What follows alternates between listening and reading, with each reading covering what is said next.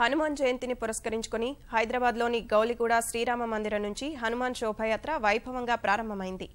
నగర వీధుల గుండా సాగే ఈ యాత్రను బజరంగ్ సేన రాష్ట్ర అధ్యక్షుడు యమన్ సింగ్ పర్యవేక్షిస్తున్నారు.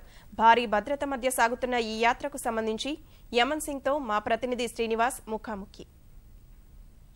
బజరంగ్ సేన ప్రతినిధి యమన్ సింగ్ మనతో ఉన్నారు. ఆయన అడిగి దీనిపై మరిన్ని విశేషాలు తెలుసుకుందాం.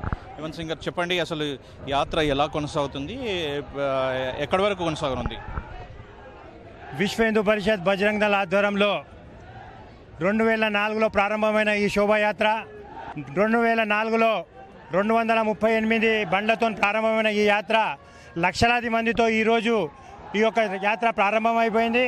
ఈ యాత్రకు ముఖ్య అతిథిగా డాక్టర్ సురేంద్ర కుమార్ జైన్ గారు, విశ్వ హిందూ పరిషత్ అంతర్జాతీయ ప్రధాన కార్యదర్శి గారు ఈ కార్యక్రమానికి ముఖ్య అతిథిగా వచ్చేసి ఈ యొక్క యాత్రని ప్రారంభం చేశారు.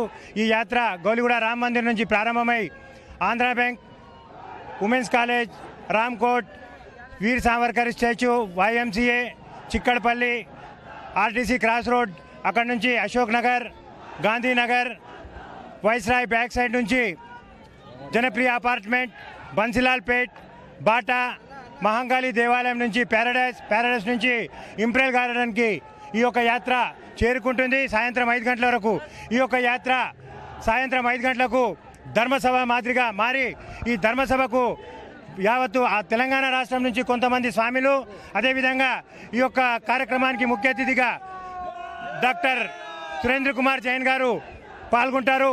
హిందూ బంధువులందరూ కూడా ఈ యొక్క కార్యక్రమాన్ని పాల్గొనాలని చెప్పి మీతో కోరుతున్నాము. భక్తులకి సౌకర్యాల కోసం ఎలాంటి ఏర్పాట్లు చేశారు?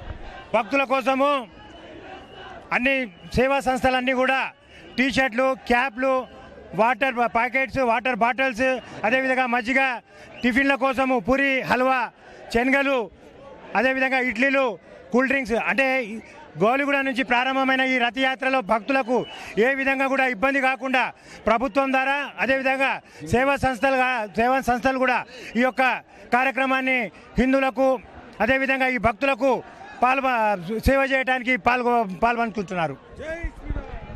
మరోవైపు పోలీసులు కూడా భారీ భద్రతా ఏర్పాట్లు చేశారు. దాదాపు 5,000 మంది పోలీసులు శోభాయాత్రకు పటిష్ట భద్రత నిర్వహిస్తున్నారు. 250 CC కెమెరాలతో అడుగడుగున నిఘా ఏర్పాటు చేశారు. అది ఇక్కడ తాజా పరిస్థితి. కెమెరామెన్ సోమేష్తో శ్రీనివాస్, ఈటీవీ న్యూస్, హైదరాబాద్.